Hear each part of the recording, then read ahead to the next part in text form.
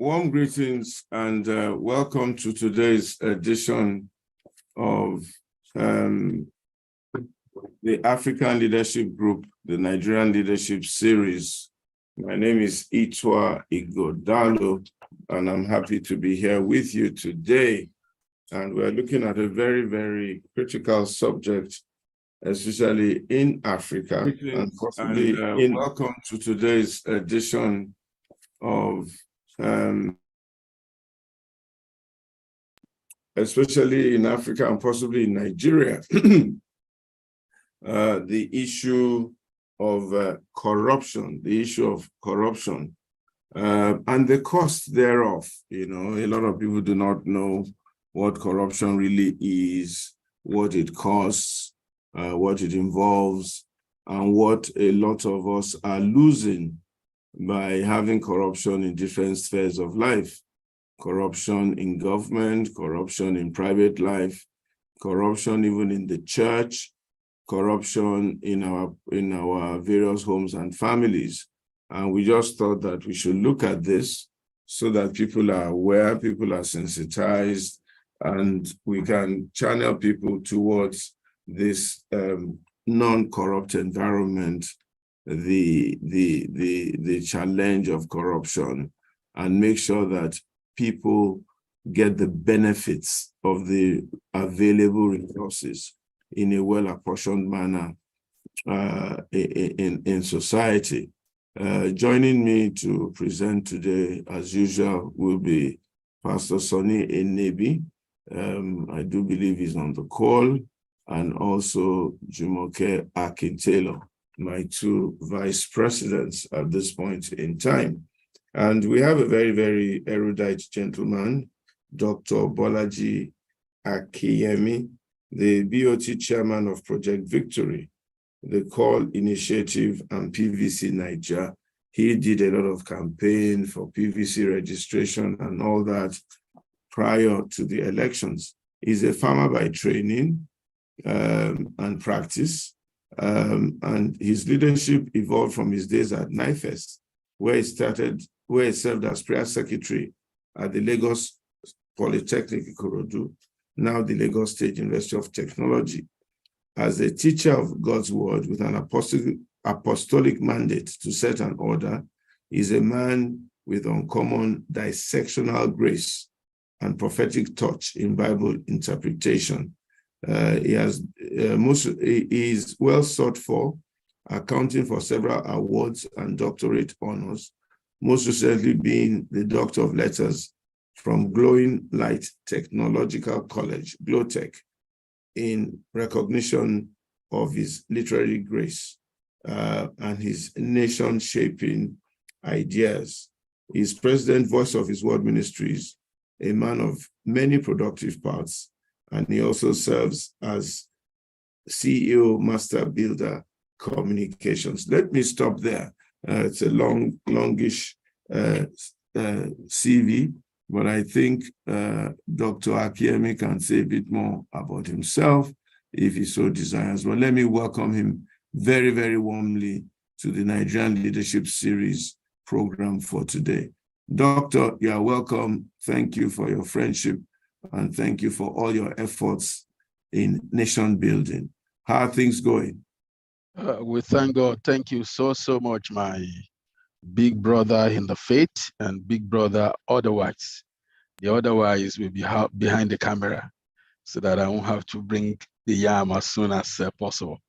Thank you so much for having me, sir, and giving me the privilege to be part of this session this evening.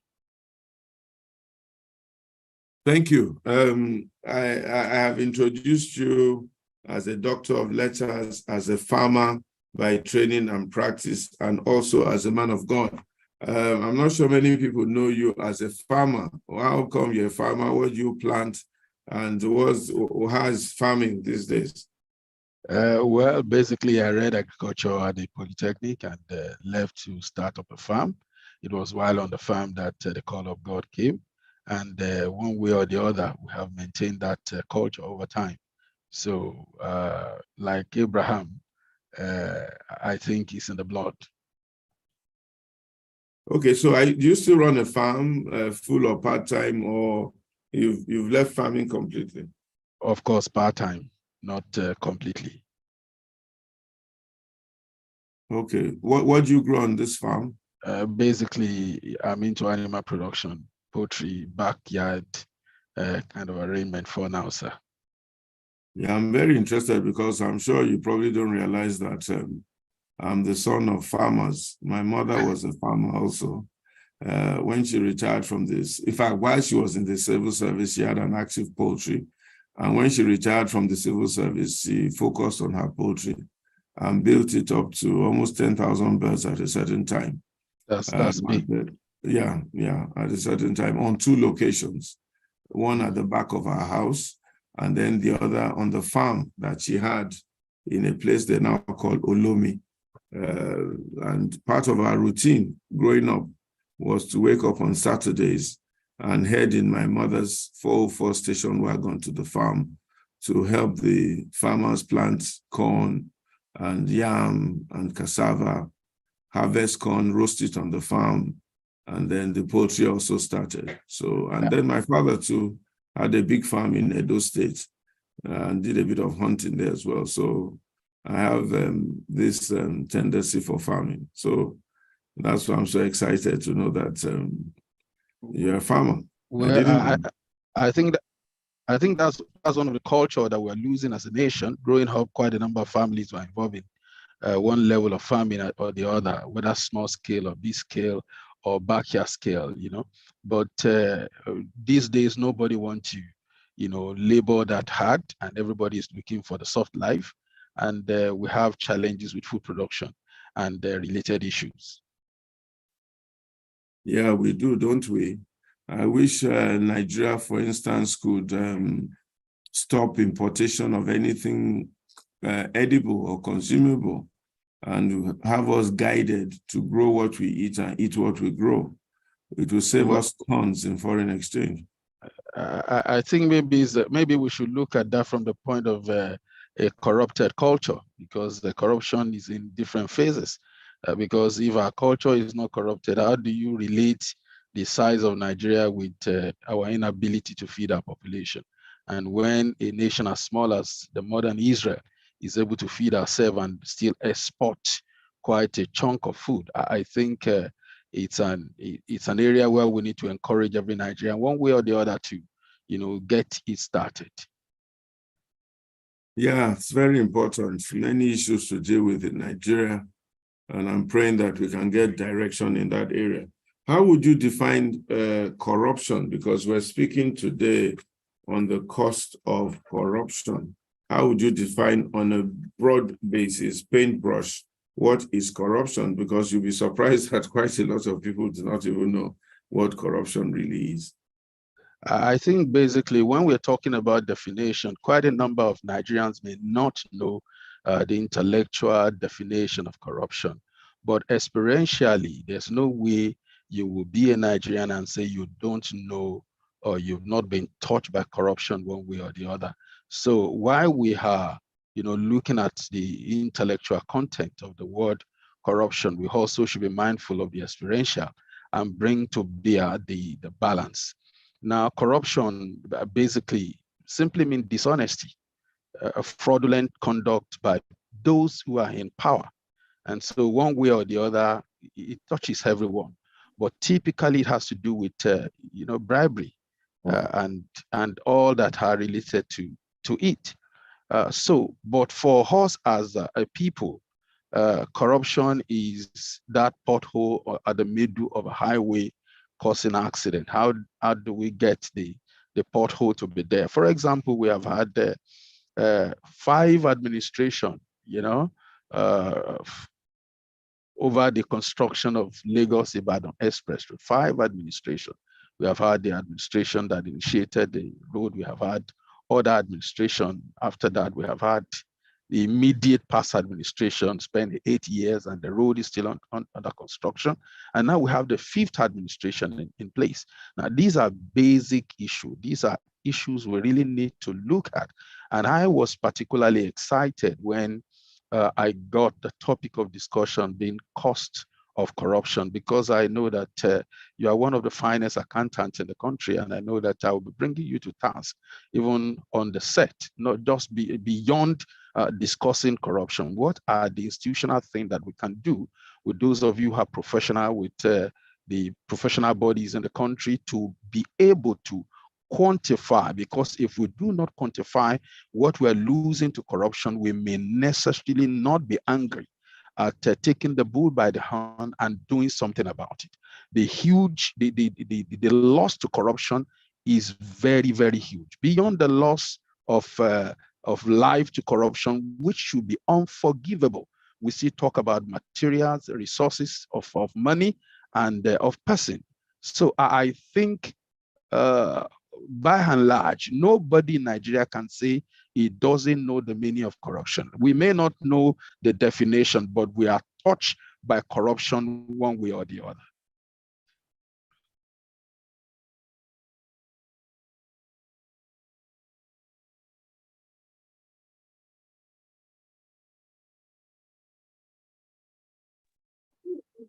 Pastor, is Pastor's video frozen?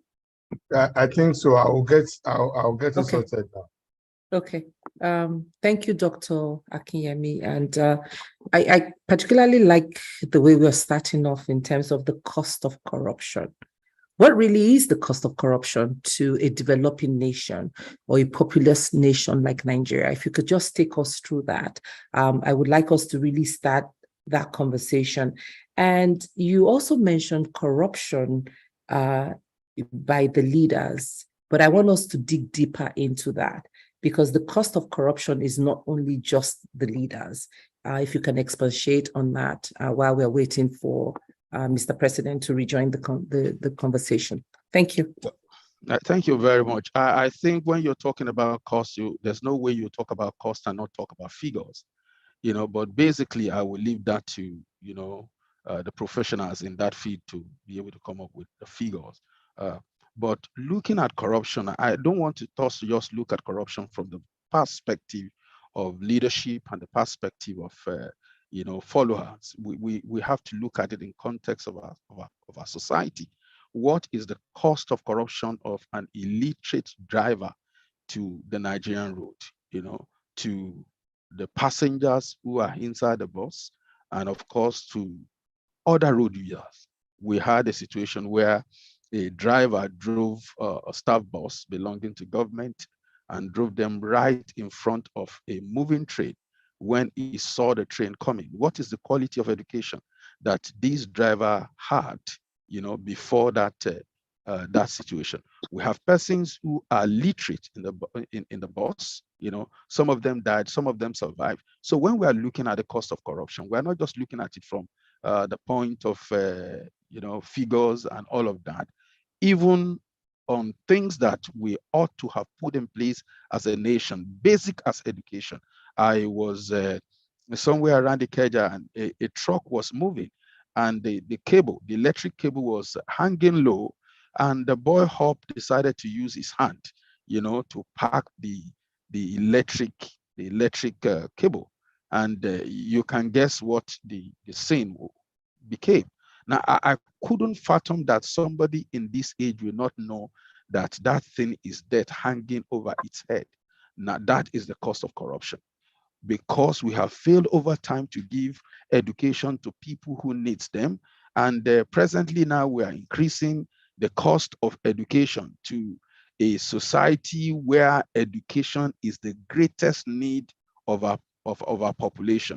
So by and large, we need to sit down and do an holistic work to be able to put on paper. Accountant, we call it cost accounting, reporting and doing the analysis of a company cost structure. We need to do a report and analysis on the cost of corruption to us as a nation. There's no way we put it in black and white and we will not be angry of where we have brought ourselves to. If we put side by side the nation of Nigeria between a nation like United Arab Emirates and then look at the progress they have made between 1999 and the progress or retrogression that we have made between then and now. These are things that we need to do.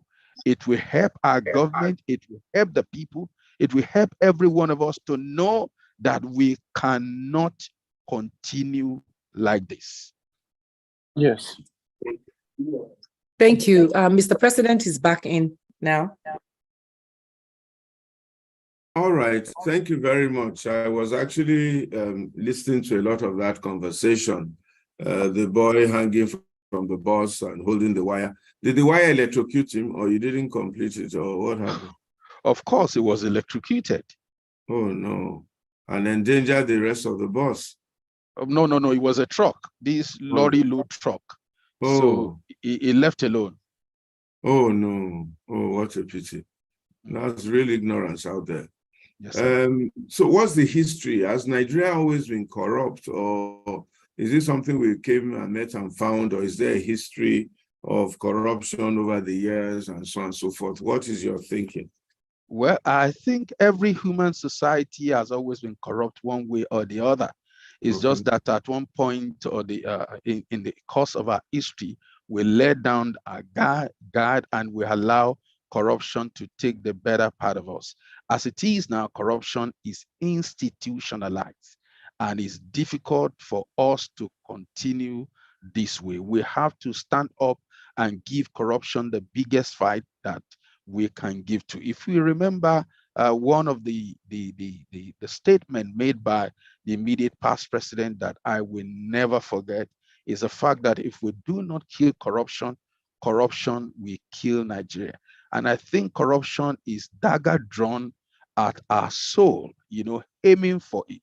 And what we need to do now is bring in the survivor element, the survivor instinct in us to bear, to decide that we want to live, and corruption, we have to die.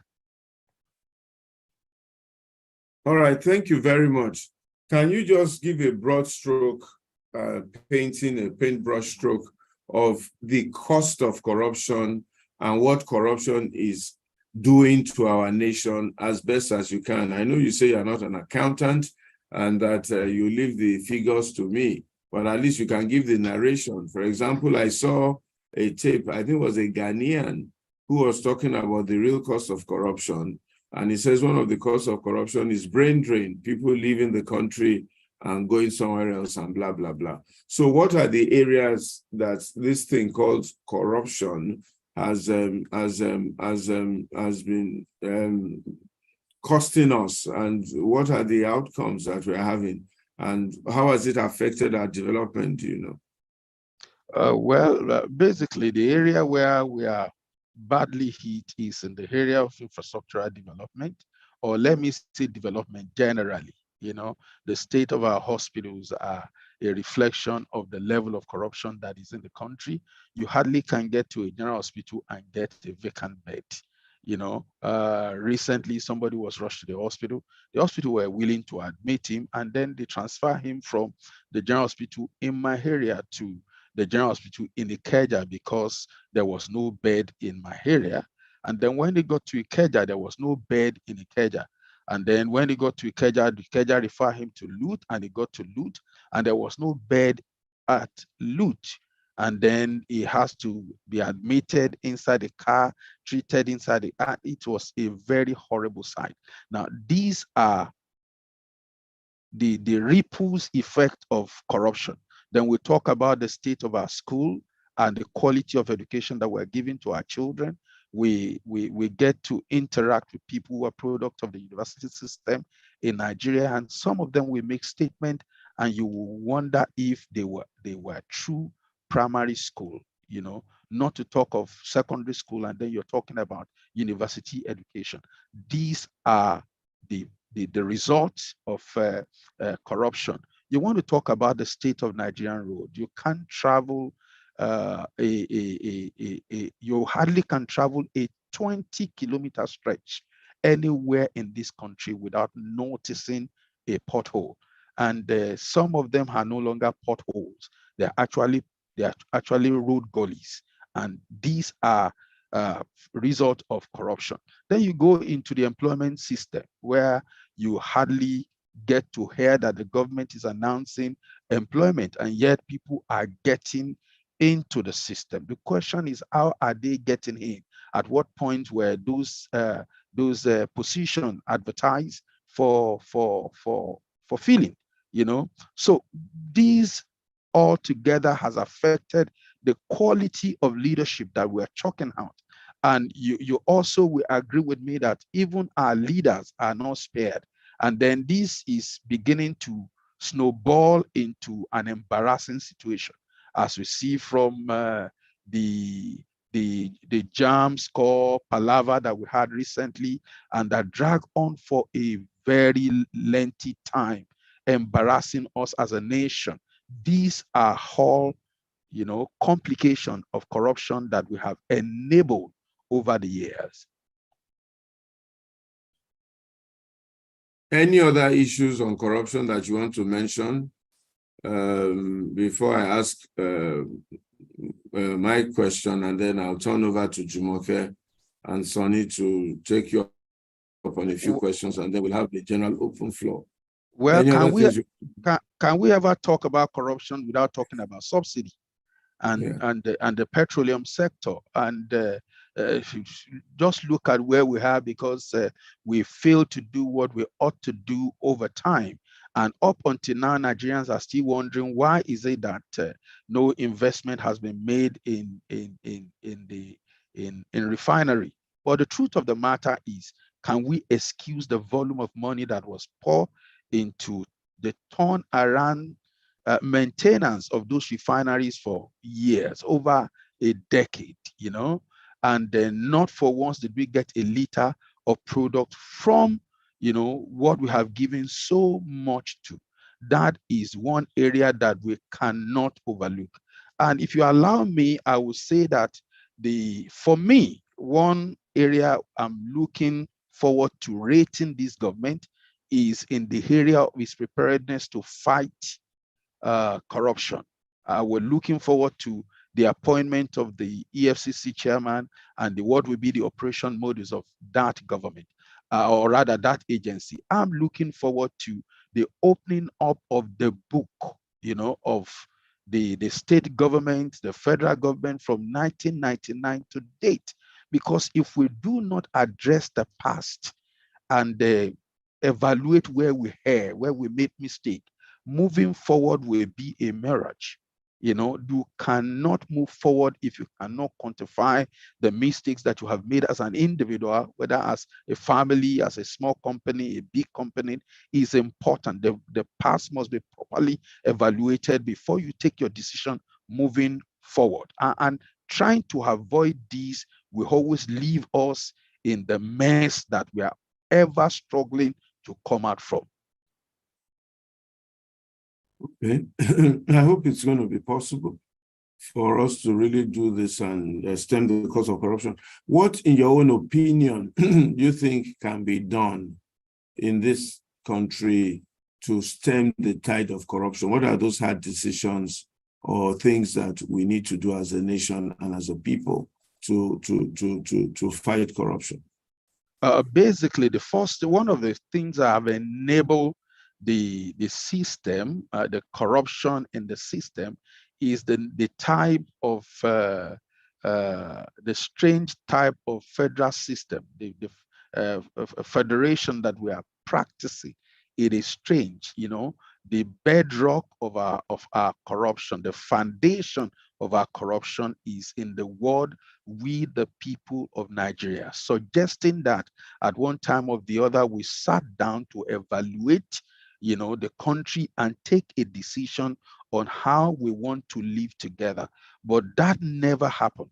And then living together at first certain elements, certain person, call them clique, call them whatever you want to call them, to hold each and every one of us down, and then tends to perpetrate their clique in power and taking on to abuse the country. So if we do not address the foundation upon which this country is built, the foundation upon which our Tower of Babel, which is bent, which we must make attempt to demolish and of course to rebuild.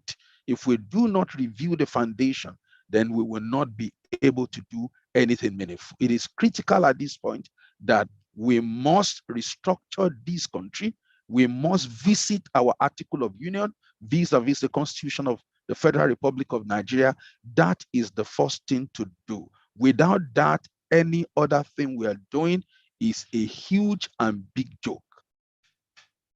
What do you think a review of the Constitution is going to achieve? And how will that help to fight corruption? Of course, there will be regionalization. This idea of it is my turn. When I get into the center, it's my turn to benefit my people, my turn to benefit my tribe. That is the mentality, because all the resources from the region occurs to the center, and then somebody at the center seat to divide it to the rest of us. That in itself it's enabling, the unbelievable level of corruption that we have witnessed. Okay, so you think too much resource goes for the temptation of managing of resource at the center? But now, if you regionalize, will not the resource go to the regions, and then the managers of the resource at the regions also will over-control that resource, and the people in the villages and in the local governments will also be starved of development? Will it not just simply repeat itself? Well, the regional instead of centralized. We might have a similar situation, but not exactly the same kind of situation. Now we have thieves, and then some of the thieves are, let me say, I have my thieves, and then the man from the north has his thief, and it's my responsibility now to protect my thief, because what is stealing belongs to Nigeria and not to us, not to our family. And whatever is bringing to the table, we can share back at my region. Now, these mentalities are the problem that are, breeding the level of uncontrollable corruption that we have. But if what belongs to each of the region is held in the region, and then they want to look at their brother, take the whole thing and keep it behind his door, fine and well.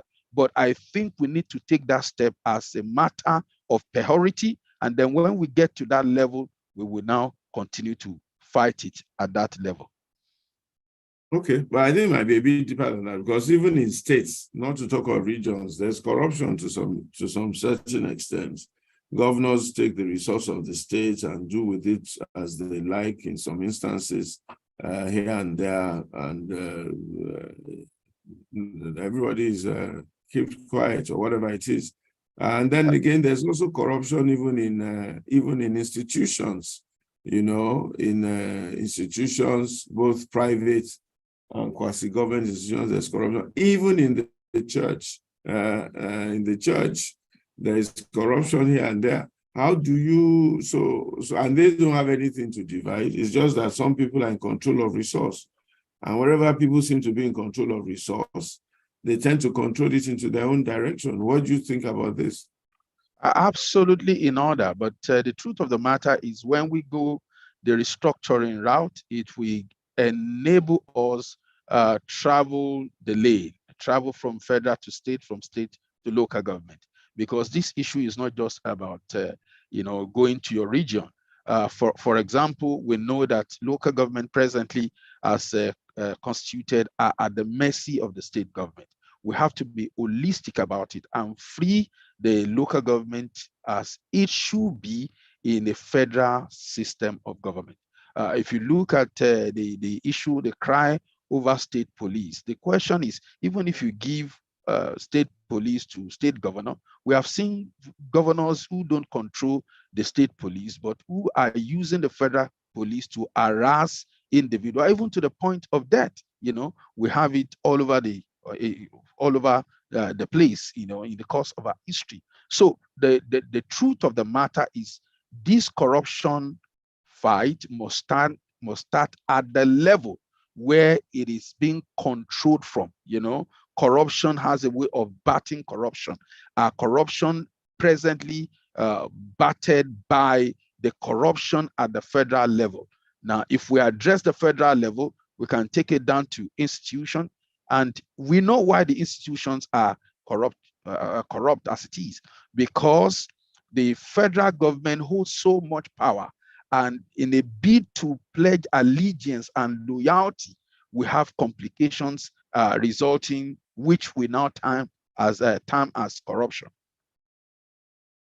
All right. Any other solutions to this corruption issue aside from constitutional amendments and regionalization? What else do you think can help to break the back of, you say, the institutionalization of corruption in our general atmosphere? And Jumoke, you can take on from here.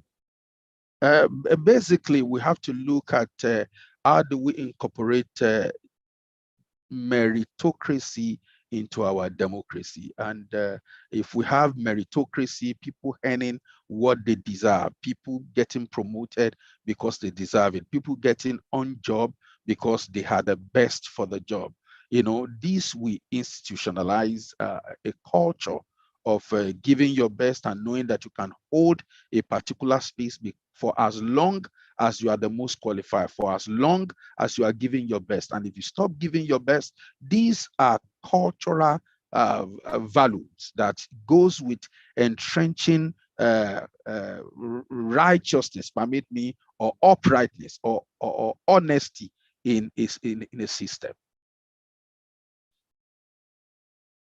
Thank you so much for that response. I want to follow up. I want to take a slightly different direction, and I want to focus on the roles of citizens and we as Nigerians in the cost of corruption. Oftentimes, when we're talking about corruption, we're looking at a select few of people. We're looking at maybe the political elites, but I want us to really delve more into our own role and the societal contribution to corruption. You talked about cultural values, which is really at the heart of corruption, because you can't have corruption if we don't have corrupt moral values or a dysfunctional society. So, especially as a minister, I want you to speak a little bit about how we as Nigerians also in our everyday practices or life contribute to this cost of corruption in the nation, because that's how we enable the rulers to continue to be corrupt. Well, basically, I think one of the things that we have to look at is put greatness in context, because everyone is driving for greatness. They want to be great. You look at professionals want to be great. People in ministry want to be great. Those who are politicians want to be great. So if we put greatness in context, what does it mean to be great? Now, if you look at the promise of God to Abraham, the first thing that God promised Abraham was the fact that he was going to give him a name. He was going to make his name great, and then he was going to make him a blessing. Now, you cannot be great without a great name. And growing up, the most common phrase I always hear from my parents, from my father, my mother, and everyone around is, remember the son of whom you are, not your manity in worship. It was like it rhymes everywhere you go. This family is saying it to their children everywhere you turn, is the same thing. Now, these one way or the other help shaping the persons that we have come, we have become. Now, what is the same thing? What are the things rather that have been said to the children growing up nowadays? We saw a situation where a mother somewhere in Ikorodu assisted his son to kill her daughter because they want to be great. They want to make money. Now, as they were caught by the police, but let's assume that they were not caught and this boy become a very great man. Now, what do you think it will impact? What do you think he has to transfer to his children at helping them become great? So we cannot but address the issue of the cultural value. We have to reorientate our family, and it's not just something for church and for the monks to do, because growing up, it wasn't even a church thing.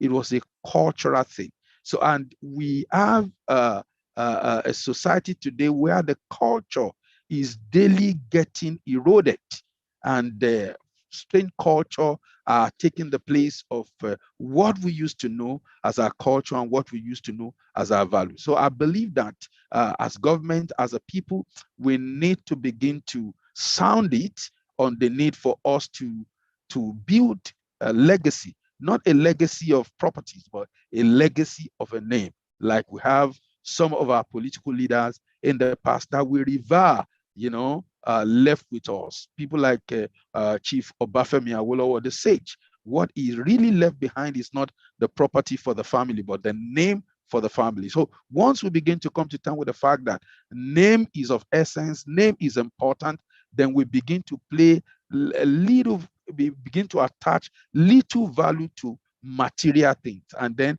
be careful of not soiling her name, which was a sustenance of values way back in the past. Thank you. And I'm going to call on Pastor Sonny, but I want to ask one more question, because you did say that until we repair or rebuild the foundation of the country, and you talked about how the country came together. But we're not talking about cultural and societal values that we need to rebuild. So at what point the values that we grew up with, and I'm a product of the 60s, at what point did we erode those values of integrity, of good name, for value of money, the almighty dollar? Because we're talking about, this is a society now where the most corrupt are the ones celebrated, are the ones that have now acquired wealth, irregardless of how they got it, are the ones that are celebrated. So how do we go back to rebuilding that foundation? Not just the constitution, because still Nigerians are not going to change, whether we are still Nigerians, right? Whether we now become Odua nation, is still the people that were in this Nigeria. So how do we go back and change those foundational values that have been eroded, or rebuild those foundational values? Because that's part of corruption, right? That's part of the cost of corruption. Absolutely. You said at what point, and then how do we go back? Because if we don't know at the point at which it happened, it will be difficult for us to go back. You must know the point at which you miss your path or miss your way for you to go back there and then reroute your movement. Now, the incursion of the military was the beginning of the trouble of this country. At the moment and point where the military took over government, and we now began to have a situation where one man is at the center determining what happened to the rest of the country. And whether you like it or not, whatever he says stands. And then making it impossible for objectivity, and making it impossible for people to raise or ask questions. And then they are out of power and they get away with whatever it is that they have done. There was loss of accountability. So you do whatever you need to do and walk away, and nobody's asking you. And that was the beginning of our trouble. And after the military were out, and we also had this democracy that we have in place, we noticed that the culture imbibed during the military days had come to become part of our life, and we have not been able, to divorce ourselves from it, particularly because the Constitution helps those who are a democratic leader today to function as if they are, military rulers. So one more question, and I'll call upon Pastor Sonny, just following up on what you said, right? And so I want to go back to us as citizens, because I don't want us to feel that we are helpless in changing this narrative of being the one of the most corrupt nations in the world. And I believe someone had mentioned it on this platform a few months ago, that the so-called elite that are in power are less than a certain percentage of the population. We are 220 million people, or 200 million. Let's be on the conservative side. And those that rule us, if they are too much, they are 100,000. So how is it? I mean, that's even on the high side. Like, you include the local chairman, you include the kingmakers and all those. How is it that this few fraction of the percentage are the ones that set the tone of a country? What are the rest of us doing in this corruption? We are sitting back and waiting for what to happen. Well, I believe that I'm going to come back to the issue of education. There is a gross ignorance in the country, and people believe that when somebody is in position, it is God who has put him there. You know, all the power that be. That's what the Bible says. The power that be are ordained of God. You see, but getting into power is not an ordination that is carried out by God. But once you present a man and you put him in power, God ordains that man. In a democracy, the process of deciding who becomes your leader is exclusively your responsibility. But if the person goes through the process and you say, Kabiesi, but forgive me for using the word Kabiesi, but I use that because I'm trying to make a point. Then the person becomes a power, or the person in power ordained by God. Now, this mentality of a Kabiesi and the people's mentality is what is affecting us from demanding accountability, until we begin to see that the persons who are in power, who are in government, are elected to serve the people, and it is our responsibility to demand accountability from them. We may not be able to effect a change in our society as much as we desire to have it. We all must take responsibility to do the right thing, and in doing the right thing, demand accountability from those that we have elected to serve us. Thank you. Pastor Sonny, do you have any questions before we open it up? Because I have one more. Okay. If you have one more, go ahead. Okay. So again, I kind of move on the other side.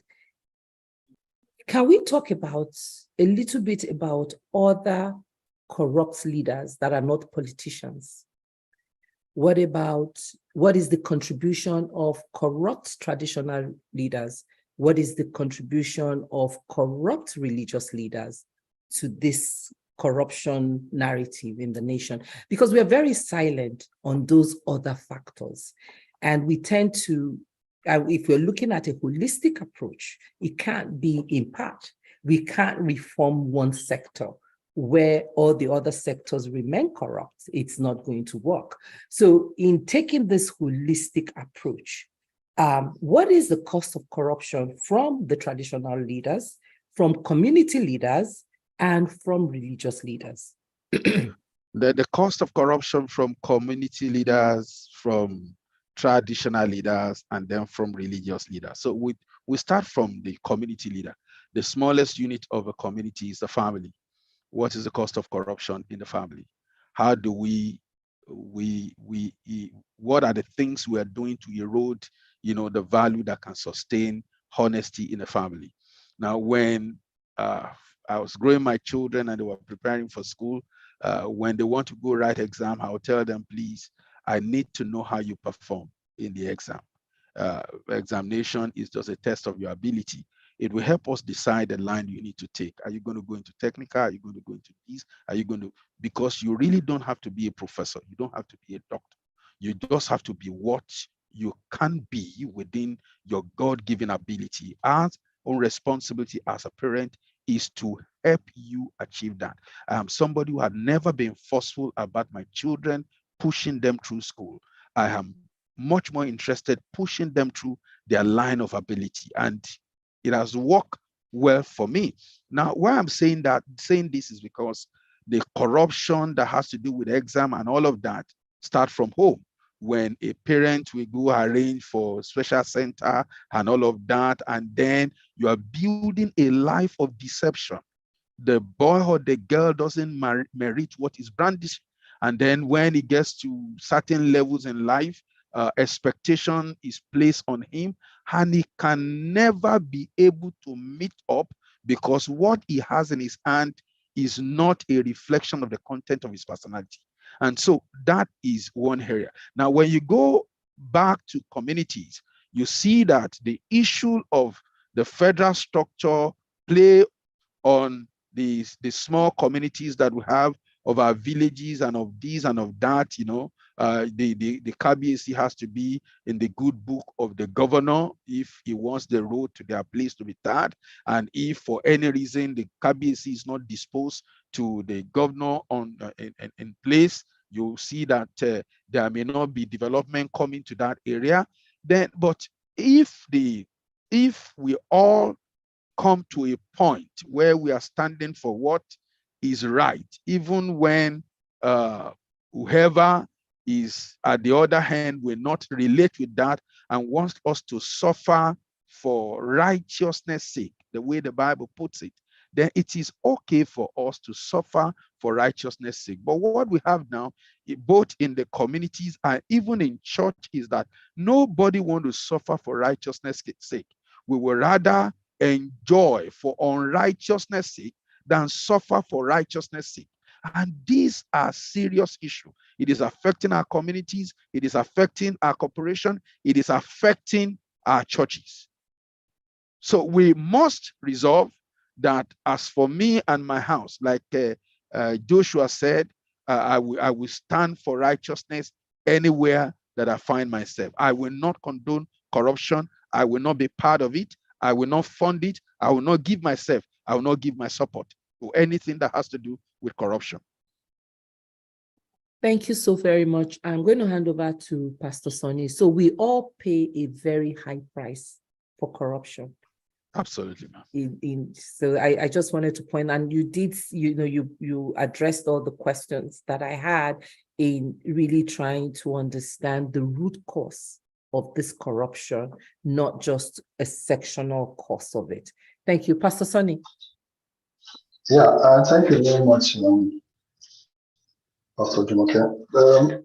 Doctor, I appreciate the way you have spoken about corruption. I mean, simply put, the cost of corruption is Nigeria. If you want to see corruption and what corruption can do to a nation, you only need to look at Nigeria and look further. Arrested development. I have this document that Ahmed Dati, the vice presidential candidate of the Labour Party, once I had him talking about corruption on TV, and I thought that he put it so well. He broke it down into about 6 areas. He spoke about ways that we perpetrate corruption in Nigeria: inflated government contracts, unremitted revenues, extortion, starting from the 15 naira the policeman collects to the $1 million that people in offices collect before they can do anything for you. Conversion of public property, which we have seen repeatedly over and over. He spoke about criminal wastefulness, people using private jets, using all kinds of things in government. And he also looked at influence peddling, man no man, where people actually pay people millions just to sit in front of a minister so that they can make their proposal, and a whole lot of this thing. So looking at, I have broken down these corruption ways and means. Each of them will require a different way to tackle them. Because we don't, the amount Nigeria has lost to corruption are running into trillions. What I want to ask is, taking the way I've broken it down, you've had it. how can we possibly tackle each of these areas? For example, inflated government contracts. We've not had anybody being prosecuted because the inflated contract that was 1 million or undone. What can the citizens do? What can we put in our constitution in control that will ensure necessarily that we get all these kind of corruptions loopholes blocked and arrested? Well, thank you very much. I tend to want to agree with Dr. Dati, the area of corruption that you listed here, even though the most common one that we relate to as the corruption is in number 3, talking about extortion from the policeman on the road to the custom man at the border to, of course, the persons in offices who will move your file and all of that. That is the everyday one that we all are aware of. But now he's talking about the inflated government contract. How do we check that? Well, there are best practices around the world for contract procedures, and it's there even in our document, in our saying, but it's never there in our practice. And so we all must decide as a nation that we're going to enforce the things that are needful for us to enforce and put structure in place to ensure that uh, contract is not given on the basis of man no man. Contract is openly, contested for. Permit me to use that word. The bid are open, are open before the public. We heard of what happened in the media past the Ministry of Aviation and under the ministers that went away, and some of the funny things that happened with the bid process. These are situations that Constitution can address, the Code of Conduct of Ministry can address, and we can insist on making sure that people go through that process. Then you talk about unremitted resources into federal account and all of that. Like I said, sometimes you just wonder why certain things happen the way they do in Nigeria, when you know that we have, some of the best hand in the world. I can't imagine that Pastor Itwa is in Nigeria and people are making resources and they are not remitting it into the federal post, and the government doesn't know what to do, and they are not talking to Pastor Itwa and all of the people out there who are professional, and ICANN is not consulted on how to build a structure that can help us. I think it has come to the point where institutions should come to the rescue of this government, and not just individual institution of medical doctor, institution of lawyers, institution of talking about their association and their body, coming to take charge of areas that concerns them and make recommendation and give us a structure that can help us, deal with the corruption process in the country, because it has become something that each and every one of us must be part of. Then you talk about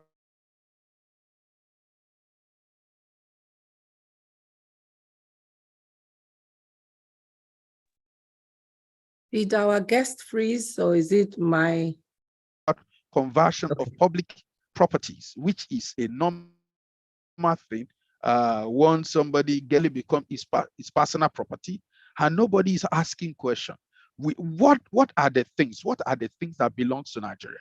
Like I said earlier, the cost of corruption. We really have lost trillion to corruption. I believe you are being conservative. We have lost more than, it's unquantifiable, except we sit down and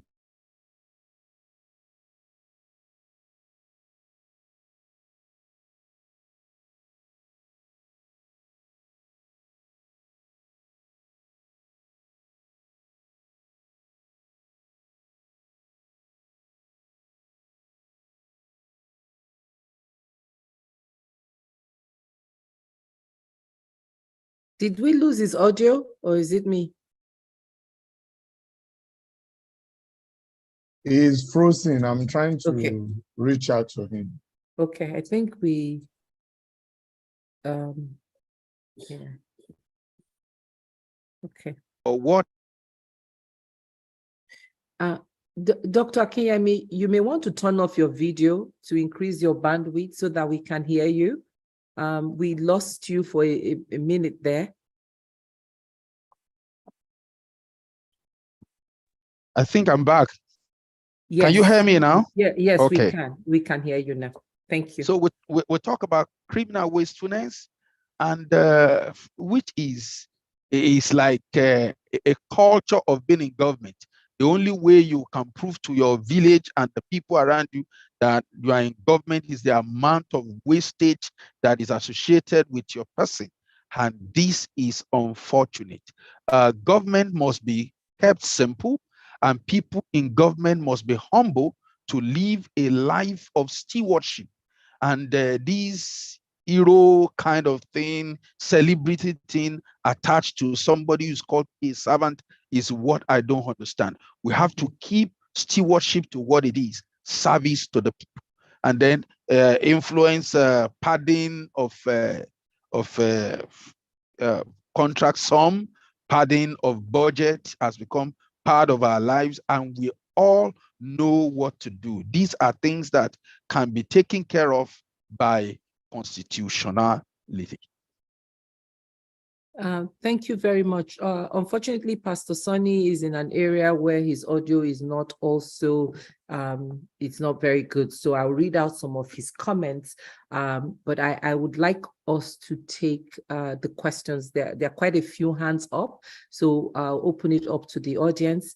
And there is a way we usually do this. We can take 2 or 3 questions at a time, just so that you have more, you can answer more people, and that way you take those 3 questions and then you respond at once. That's usually very helpful. I can also help take notes of the questions if that helps. How do you feel about that? You're good? That's good. Okay, so our first person, and I'm going to please ask to please keep it very succinct, direct to the point. We would really appreciate that, so that we can take more people, and our guest would also have clarity on the question that you are asking. I'm going to ask Mr. Aredo Stephen to please ask his question. Go ahead and unmute yourself.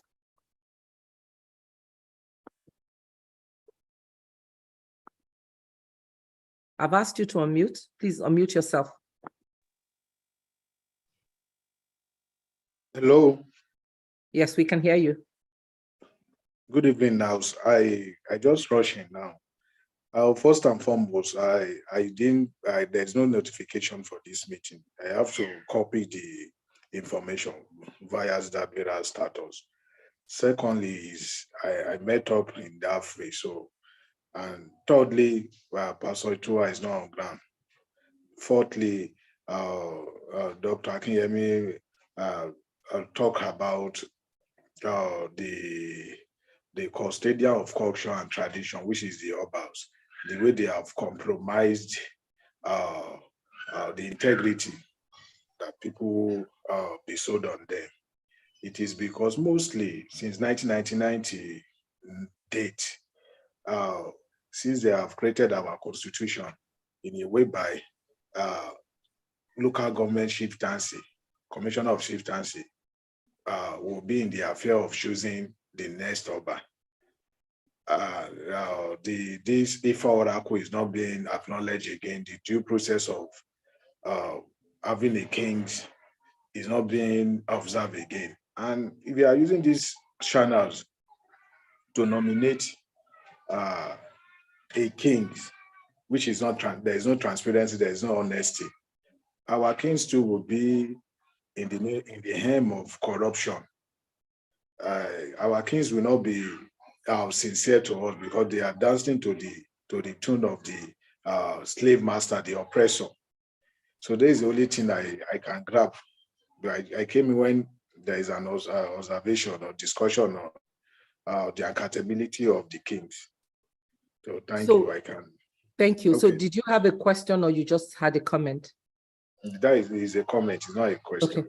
So you can put your contact information in the chat room if you want to be notified. We usually do announce that. I did Okay. that last week, and Okay. let's say, I was told why the program was done that I will be notified via my emails. Okay. Or anything. So I didn't see. Apologies if you didn't get that. I'll follow up with you after this. So if you don't mind, we'll take the next question. And again, please help us so that our guest will be able to address your questions by really clarifying what your question is. Noyo, please go ahead and ask your question. Yes, good afternoon all. My name is Noyo Kubenje Eden. Yeah, thank you for your presentation. I have another observation which leads on to a question. With corruption, is in the individual, it's not a concept outside of the people or the citizens of a country or a community or a family. It's inside of us because we have allowed it, we have internalized it, it has become part of the way we do things, and it's not helping us. So when you look at the situation in Nigeria, the government has neglected the people. The government is not providing services to the people. People are not happy.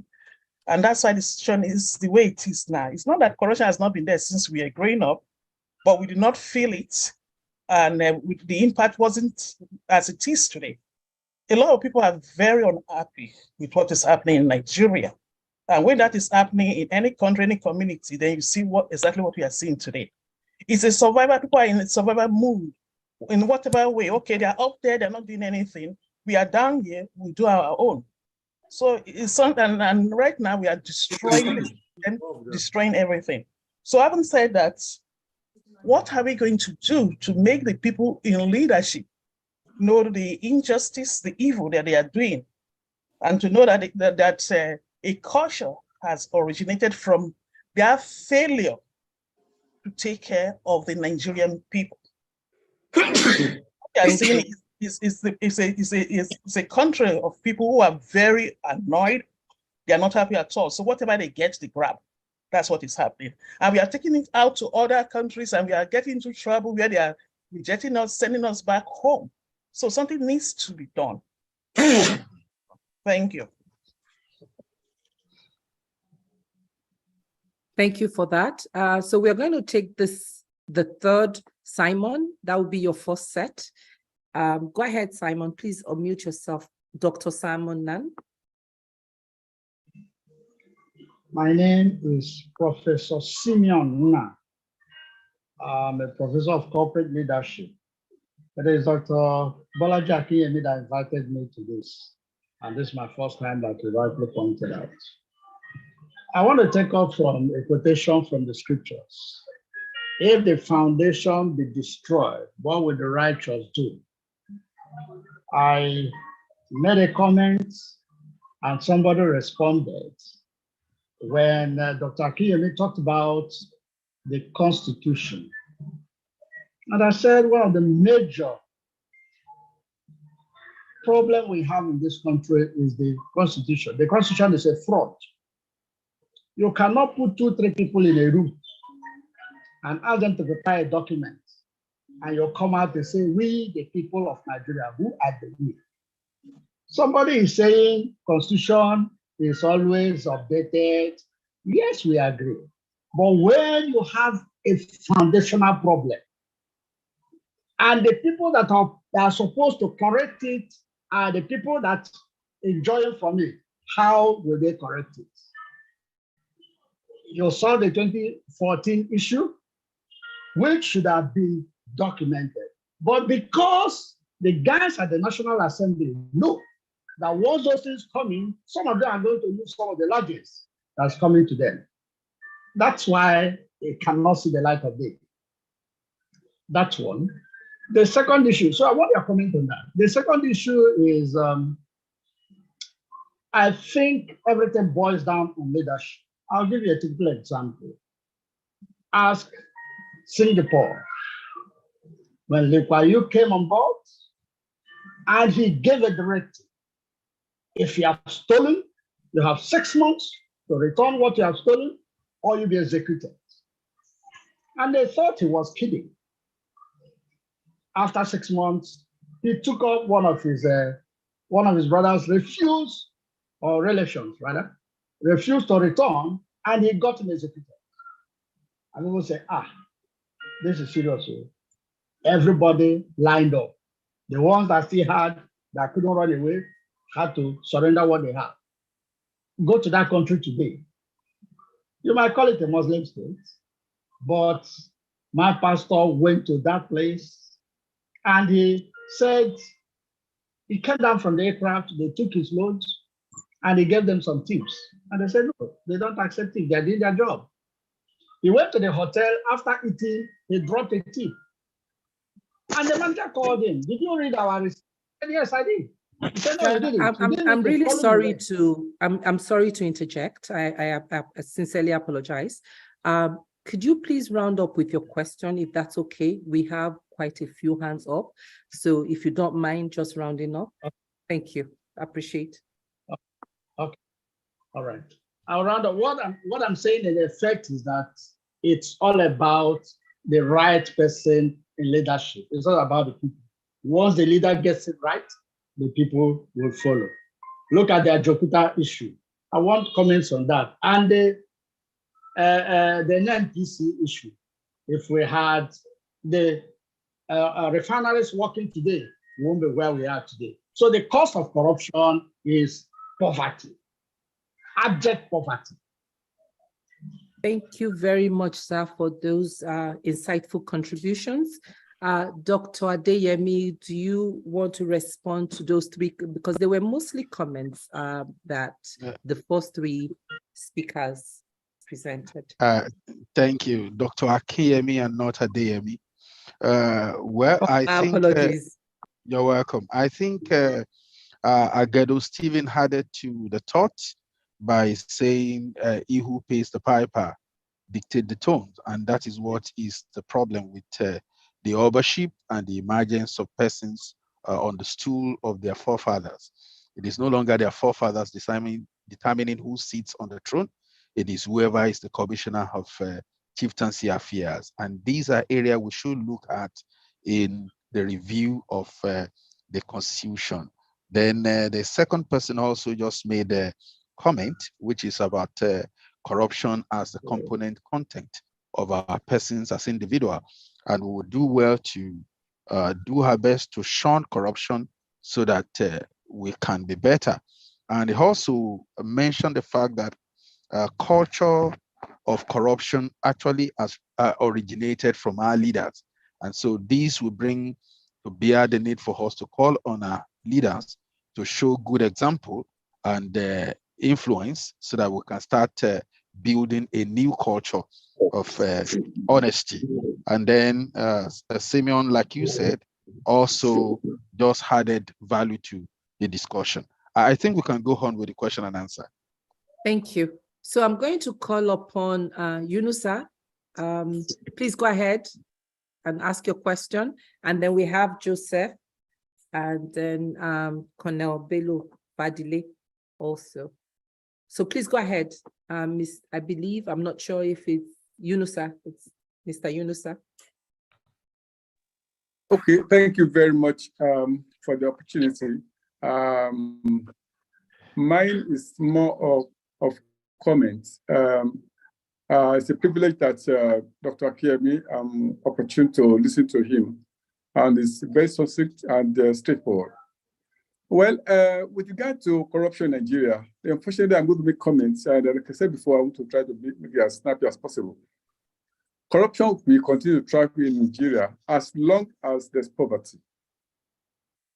And as long as we continue to run a system where Nigerians are promoted, appointed based on sentiment, where you come from, Nigeria will go no step forward. I can assure anybody that cares to listen. As long as we are not appointing and promoting based on merit and merit alone, accepting that every Nigerian is a Nigerian, asking for the best hand to do the job, Nigeria is not going anywhere. And therefore, if I'm going to suggest anything in constitutional review, the first thing that make Nigeria for Nigerians. Remove every sentiment. Every Nigeria is supposed to serve individual and not tribe, not culture. So therefore, issue of corruption will continue to be there for as long as we throw away meritocracy and put sentiment of where you come from, who knows you, which unfortunately is in a constitution, Federal Character Commission, for God's sake. You want Nigeria to get to move ahead. I'm going to give a brief example to conclude my discussion. Like China said, he said, we don't practice democracy. We practice meritocracy. And this story actually comes from a ship that is about sinking. They have about 50 captain of ship inside that ship, and about 500,000 people inside that ship who are novice about ship. It's now come to a situation where they have to take a decision that this ship should not sink. Will you now ask for democracy that, okay, all of you give your opinion and majority the vote, or you ask for that 50 people who knows what to do and how to do it?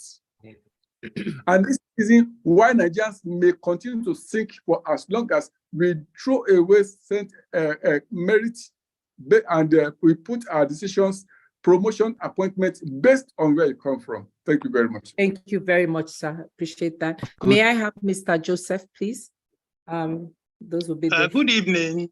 Good evening. My name is Joseph Anurukem. Professor Akinyemi has dealt so much on corruption, and thank God for the contribution of Professor Nna. I still don't understand, since I became old enough, I've been hearing corruption being discussed in forums, in symposium. Yet, corruption continued. What are we going to do? Professor Nna talked about, if the foundation is bad, what would the righteous do? The bane of our corruption in this country today is the 1999 Constitution. If it is not repealed or amended, we'll continue to go round and round, be discussing corruption at the end of every year, nothing is done.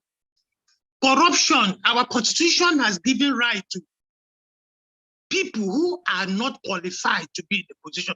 Nigeria is the only country that I've known in this country. I read political science.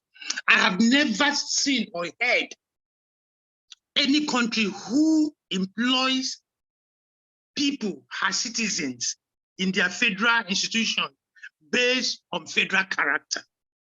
Federal character has to be done away with at this time. Dr. Akinyemi talked of meritocracy. How can you be talking about meritocracy when there is no level playing ground? How do you justify a system or a situation where a person, a student, scored 285 in JAMB, was not given his course of study, and somebody who scored 102 getting the same course because the federal character needs to be filled? I want Dr. Bolaji Akinyemi, how do we right this wrong? That is one. Another thing, we, the led, we don't question, we don't query people's source of wealth. I'll give you an instance. Sir, could you please round up? We have, if you don't mind, I really apologize. We have quite a few hands up. So if you have to, you have about 15 seconds. He was unable to rent a good 3-bedroom apartment. He was actually living.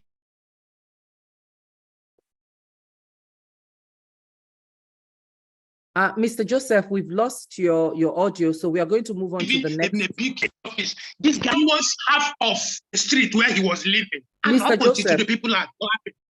Mr. Joseph, apologies. I'm done. We lost part of your old audio there. I just wanted to let you know that we lost part of your audio. So you may want to type in the second part of your question in the chat, if you don't mind. Okay. Thank you very much. You got sir. the first one. Yes, we got the first one. The second one was choppy. So if you could write it in, because your audio was choppy. Thank you. Okay, calls were coming in, that's why. Thank you, sir. Thank you very much, Dr. Akinyemi. I do agree with you that poor education or lack of education is responsible for corruption in the last sense. But then, why blaming the Constitution? How many people know the historical background of the 1999 Constitution? How many people know that the 1999 Constitution is a combination of the 1979 Constitution written by Williams and a part of Caribbean White's Constitution? Please, sir, what part of the Constitution is wrong and what part is responsible for what we are having after 24 years of operating the same Constitution? Thank you, sir.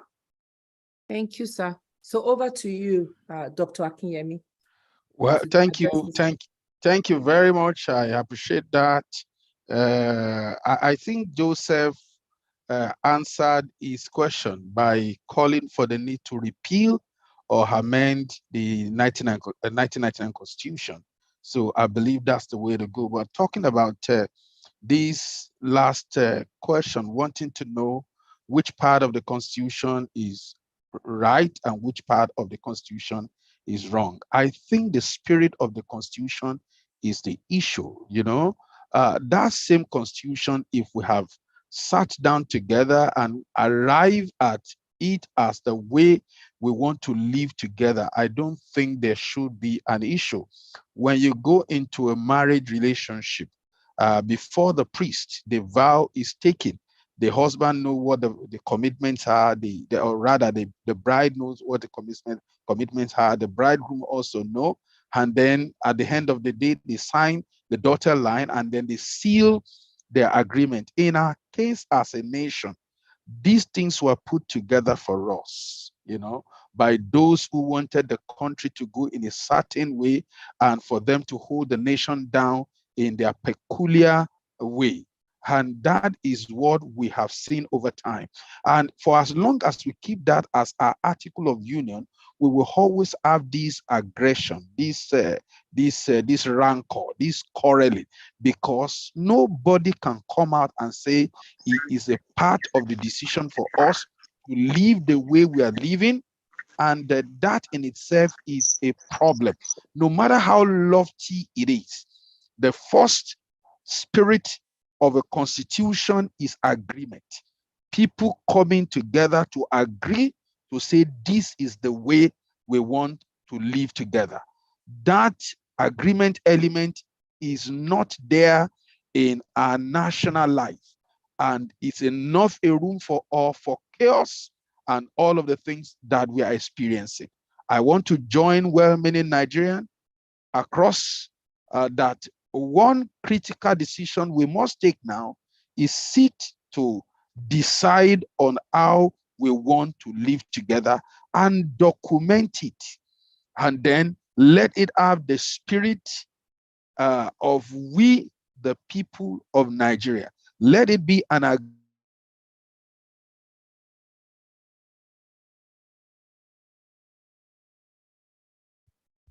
Our host is frozen. We lost you. Yeah, you are frozen again, Dr. Akinyemi. agreement. If I may suggest, you may want to turn off your camera so that you have more bandwidth. That might be so we can hear you more.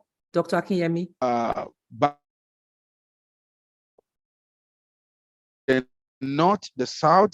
We actually want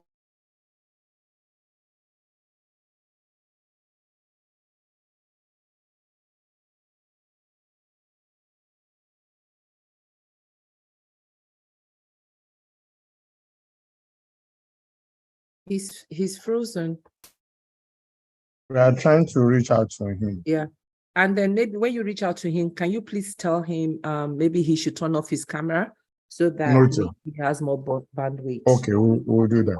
So thank you all. Meanwhile, can we read some of the comments? There are a lot of comments on the in the chat room. Yeah, questions and comments. There's quite a lot. So I'm not even sure where to start from. So let me start from the very top. While we're waiting here, just give me a second. So the truth is, and this is from, let me start with this one. The truth is that people in government, public officers, civil servants, legislators all believe they have to make money for themselves. As a result, everybody from the lowest to the highest think they must have their own part of the so-called national cake. The corruption,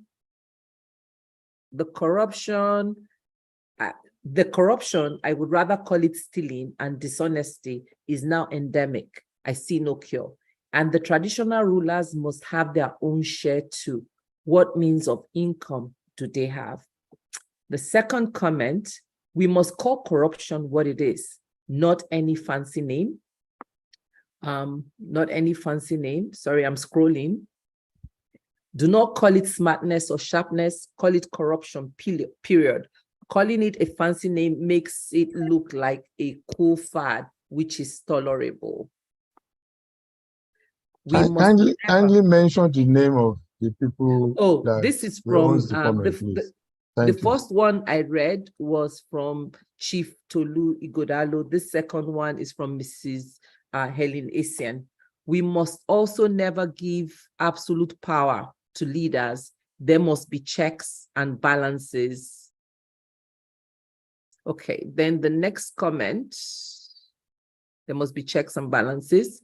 Then Chief Tolu's second comment is solution. I like that there's proffering solution here. Public service salaries and all income must be at a wage level. Public education must be available for those who cannot afford private education. Availability of public health, good transportation, rail, water, and motorable roads. That's the solution to ending corruption. If everyone gets basic living necessities as citizens, then we'll thrive. Mr. Perfect, Ojo Daniel, his comments, we know we have corrupt people leading us. The question is, how do we train and build the people who will take over from them, not being corrupt when we say shy away from it, even in our own worship places? And Kwesi Sampson, questionable wealth should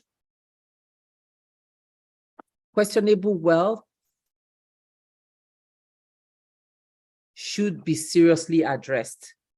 Then Ene Tamuno, as part of institutionalizing accountability, we must first reestablish societal norms away from the end justifies the means mentality. Our value system is upside down. In Japan, a corrupt official who is accosted will commit harakiri, suicide, for letting down his family and tarnishing their name. In Europe, such an official would resign in the first instance, would most likely be prosecuted. In Nigeria, a corrupt official can rise to whatever high office he or she desires. This must be seriously, okay. We can go on, there's so many comments here that we can all read.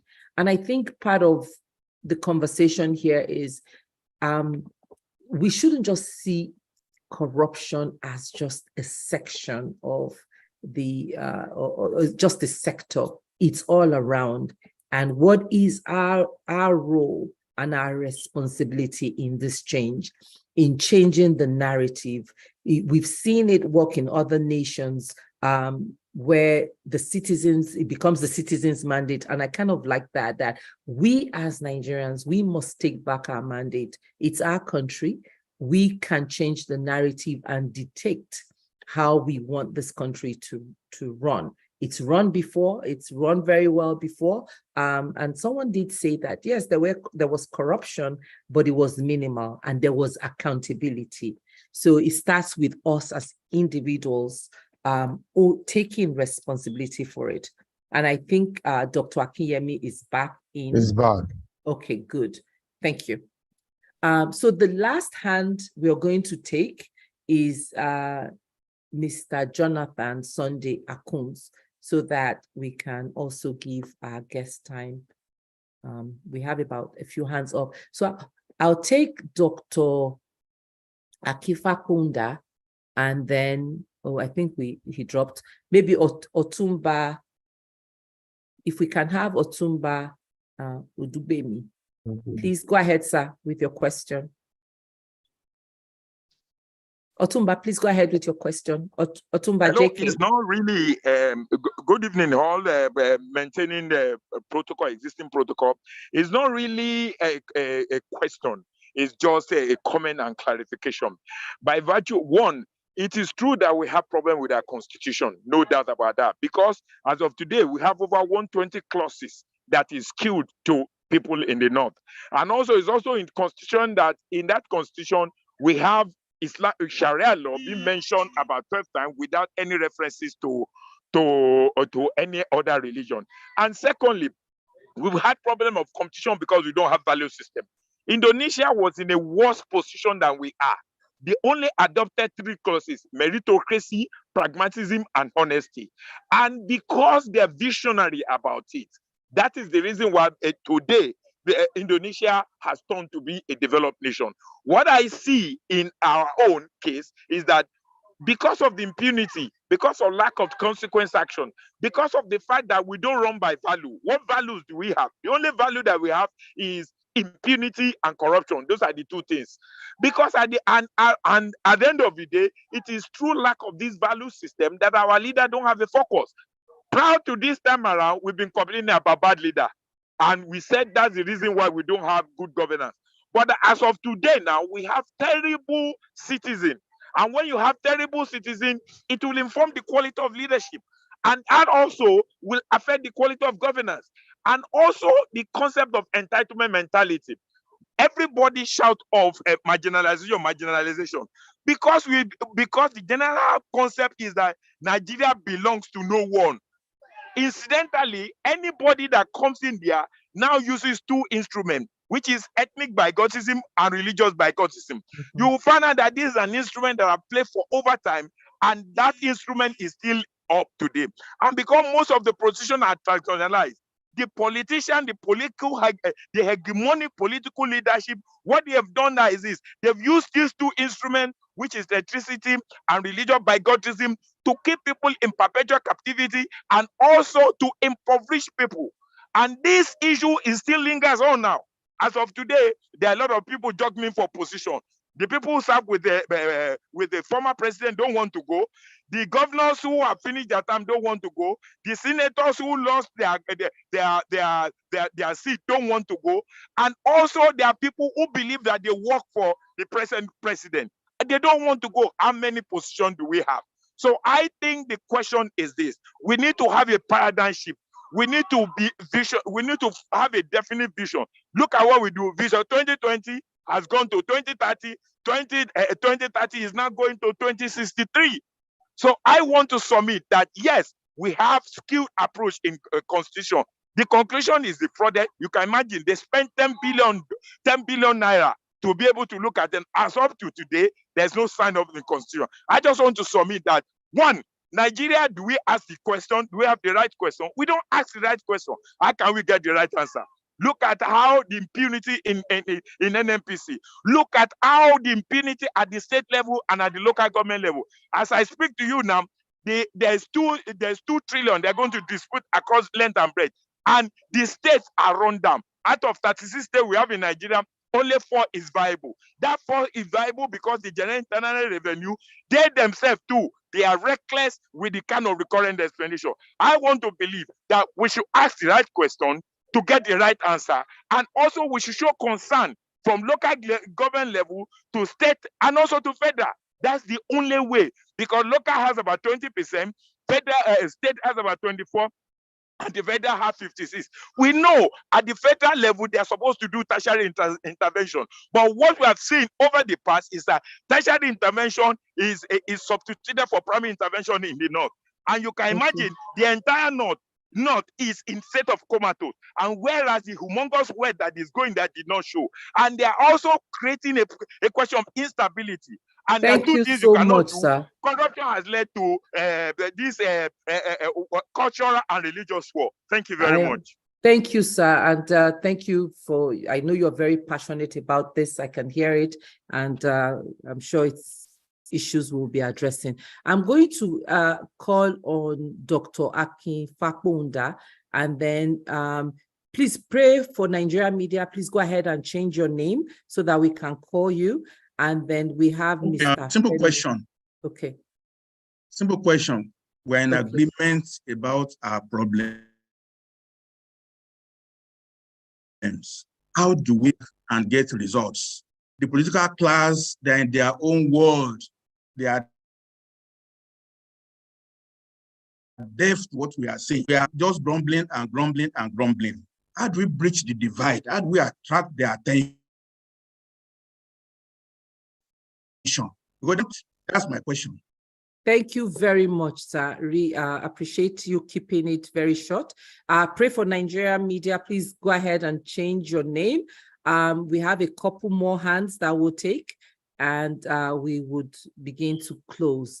Mr. Femi Olowe, and then I have 2 more hands.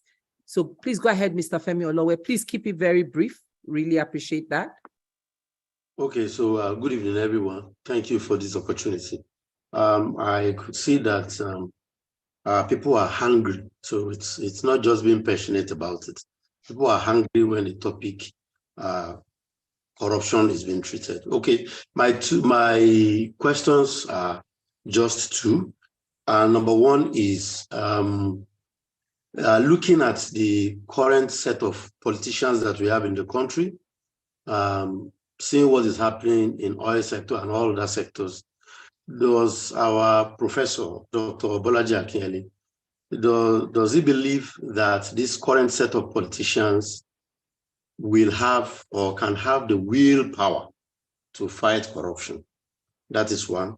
The second point is this: if we have anyone who is willing or ready to fight corruption at the helms of the affair, do you advise the person to fight corruption in retrospect, or you should fight corruption going forward? Those are my 2 questions. Thank you. Thank you very much. I'm going to just take one more hand. Mr. Debo Adeleye, please go ahead with your question. Again, pray for Nigeria. We do ask that people change it to their name so that we know who is asking the question. So I'm sorry, just ask you to change it, or you can put your name in the chat so that we can call upon you. Go ahead, Mr. Debo. Thank you very much for this opportunity, and I want to say thank you to the speaker for a very thought-provoking lecture. So I have 2 questions. The first one is about meritocracy and this principle of federal character. Do you think one has to go for the other, or both can work simultaneously because of the complex nature of our country, Nigeria? Secondly, I also want to find out what is the place of extreme poverty and hunger in Nigeria, in perpetuating the culture of corruption, because I don't think if there is so much hunger in the land, there's so much poor people, poverty has been, weaponized repeatedly. How does that impact eradicating or minimizing corruption in our country? Thank you. Thank you very much. And this is the last hand I see up, which is Dr. Olushola. So maybe we can take all of it. So go ahead, Dr. Olushola, with your question, please.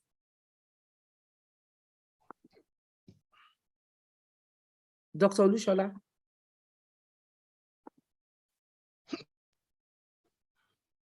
So we've asked you to unmute. Please unmute yourself and ask your question. The question is not a question, but it is a contribution. The cost of corruption is what we are looking at, the cost of corruption in Nigeria. It is mainly corruption is dishonest gain, which have effects on the people. And the constitution that I agree with a lot of people, constitution we are practicing is a Unitarian constitution. And wherein you have Unitarian constitution, wherein you have the oligarchy and mafia, definitely there will be a corruption. That is the breeding and the growing ground for corruption in any given country. But with this constitution, it has increased, blowing it up. Not that there is no corruption beforehand, but this has blown it up. The magnitude of the corruption we are witnessing this day is enormous. And that is one of the very important things we have to do in this country. I have been praying for this country for over 30 years. Pray for Nigeria. I've started over 30 years. And when the last time Dr. Akinyemi was there, the last 30 years that we asked God, what is our problem? If the foundation be destroyed, what can the righteous do? We have to go back to the old landmark of the independence that have been removed. So when we go back and readopt what we have thrown away, when you throw away something that is good, definitely the evil things we pursue. And the evil that pursue Nigeria has catch up with Nigeria. It is now time to take back what we have left. A lot of people look at things like a personality is going to help us. It's not a personality. It's not the politicians. In some years back, 70s, toward the ending of 70s, we saw some country came to Nigeria. Somebody mentioned Indonesia. Indonesia came to Nigeria for grant aid. United Arab Emirates came to Nigeria. Singapore has come to Nigeria for grant aid when we are practicing the constitution handed over to us at the freedom, independence, when we are practicing it and we are developing. This country came in and studied that constitution very well, and they take it away to their country and implement it. Today, they are developed, united, strong. So it is now that we need to look at the things critically. Chile is a country, was handed over with a dictatorship Unitarian constitution. They see to it and then leave it. And the citizen now acts, including their National Assembly, all of them now work together and bring and adopt new constitution. They went into referendum and get a new constitution. And the new constitution is helping them. So it is better for Nigerians to go back to where we are falling. Say, oh, Nigeria, where you are falling. We are falling somewhere. And where we are falling, we have to go back there and then come up again. Even if it's me, we are going to go by 36 regional states. And the local governments, the towns, the community also will be, they're also part of the state region, that's state, regional, whatever, self-develop. Thank you. We will see a new country. No personality. Let me tell you, a lot of people, I told them, I said, I'm not interested in any candidate because none of them can do anything with that constitutional grant. It will breed more. Thank you very much, sir, for those very insightful contribution. Appreciate.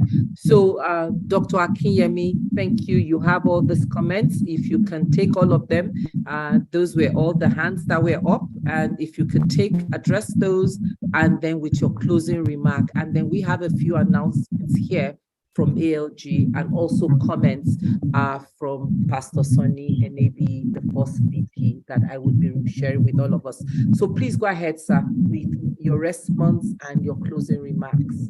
I appreciate you. Thank you very much. I want to quickly respond to Femi Olowe, who did ask the question,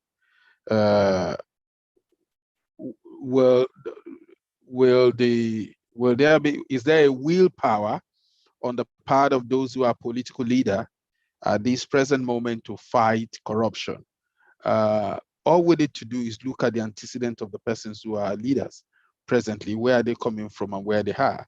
And for that, I will conclusively say that I do not see such willpower at fighting corruption. And then he asked the question, should fighting corruption be in retrospect or in going forward?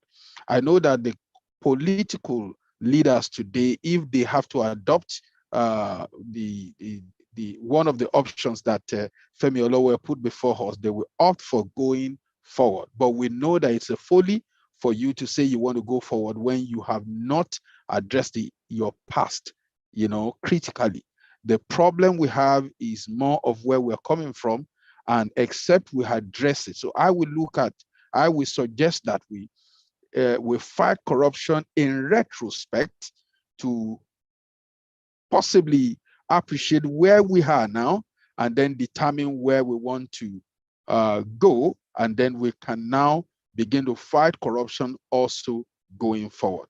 That would be my take on that. And then we look at Mr. Debo, I guess, Adeleye, who asks meritocracy and federal character, if it's possible for us to have a blend. I believe Nigeria is a nation that we are used to blending even the unblendable. I cannot fathom how we hope to be able to blend meritocracy and federal character. Both are alien to one another. It's either we are doing away with federal character and we are embracing meritocracy. One of the basic problems that we have at powering Nigeria on merit is because we believe that everybody should head for government, and then we allow sentiment to determine those who come into government as our leaders, and because of that, we don't have the best of men. I believe that the best, our government should actually be in the hand of the best of our men and women, and then so that we can open up the other sector and government can be able to create employment opportunity, because the people with capacity and capability to make that happen are in government. But what we have seen is shrinking opportunity, because the people who are there to manage the rest of us cannot expand on the opportunity that the office provide for them. And then he went on to talk about what is the place of poverty and hunger at perpetrating corruption. Well, the two, tools of corruption is what you have just mentioned. Poverty play a major role, same thing for hunger. And the people, the political class have employed this as a tool to recruit many foot soldiers who are fighting on their side just for a piece of meal. And until we address the issue of education and the issue of welfare program, not from the political perspective, but from the need for us to educate, or rather to feed the hungry among us, we may not be able to come to the place we ought to be as a nation. Talking about constitution, somebody cited United Arab Emirates as an example, that came to borrow the 1963 constitution from Nigeria. And we see each of these emirates relating together at the center, where each and every region are doing their best to add to the value of the country. So if the 1963 constitution is working as adopted by United Arab Emirates, I say again that the reason we are where we are is because the military came and shut down a working constitution, an article of union that gave us the memory of the best of Nigeria that we have ever witnessed till date. And going back to that 1963 constitution, reviewing it to accommodate where we are today, because the region had been broken into pieces, into states. So I think that is one decision we need to take at fighting corruption. And my closing remark will be for us to look at this beyond dot discussion. What can we do to put before every Nigerian the cost of corruption, not just in too many words, but in figures? Can we quantify what we have lost to corruption from 1999 till date, while we are preparing for 2027, so that we all can appreciate, the wastage that corruption has cost us, the future or the today that corruption has cost us, and going forward, what is our expectation? And then we can begin to plan and pursue a glorious tomorrow. Thank you very much, sir, for those very insightful contributions. And I have a couple of comments from Pastor Sonny, but before I read his comments, I also want to add that the cost of corruption, as you said, is more than just monetary loss. For everyone that has lost their lives on a bad road that money was allocated for everyone that died from poor medical care, because the equipments were not there and they were supposed to, for so many things here, for the talents that have been lost because of poor education, for those that have even left the country because of poor opportunities, for our youths that have to now repurpose their talents to something else. So that cost is very, very high. And we as Nigerians must really take inventory of that cost as individuals, as a society, and as a nation. And one thing that I also want us to think about, that we should not lose sight of our own responsibility in this cost of corruption. We can't point at everyone else while we continue to perpetuate practices, whether it's bribing the policeman, whether it's bribing someone to get a form, and we believe that that's part of just the culture. We have a role to play in changing the narrative.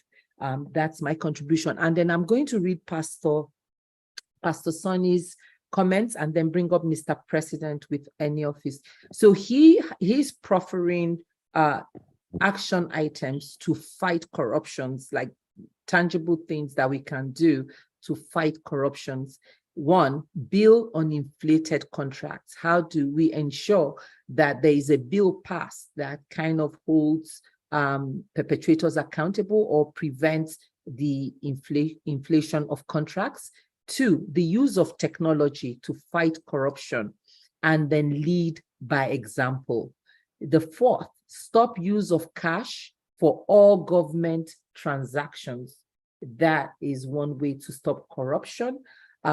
Use of technology for collection of all government revenue. No cash must be paid directly to any government agency. And part of use of technology, use CCTV in all government revenue collection agencies and police stations.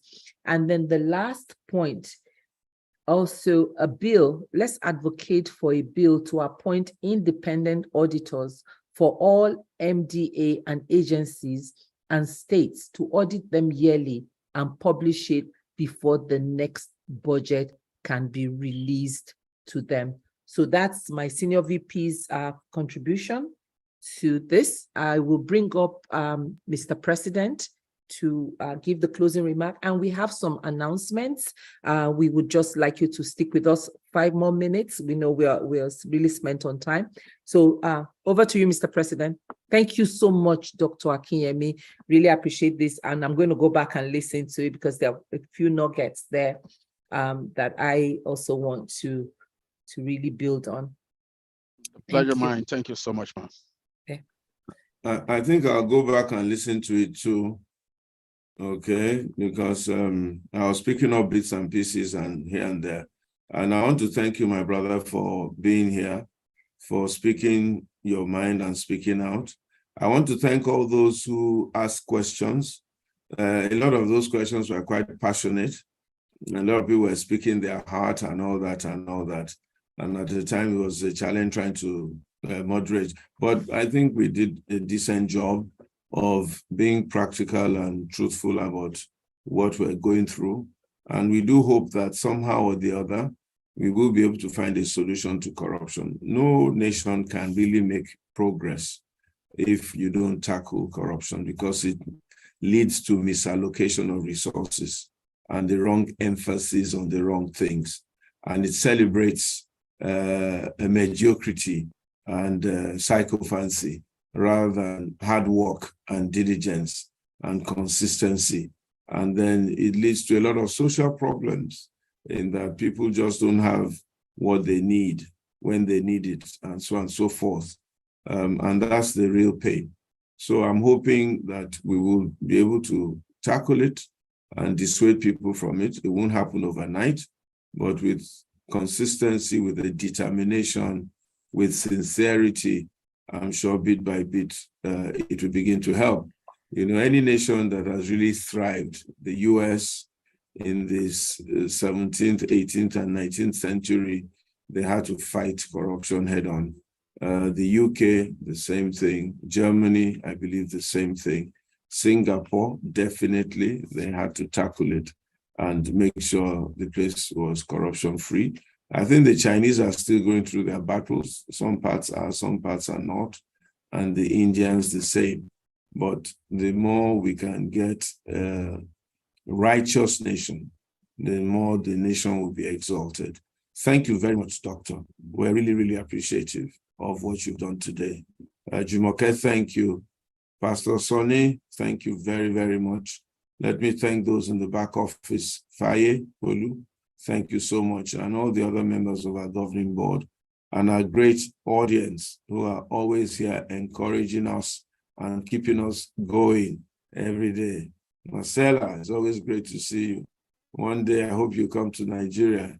You're still in South Africa, I think.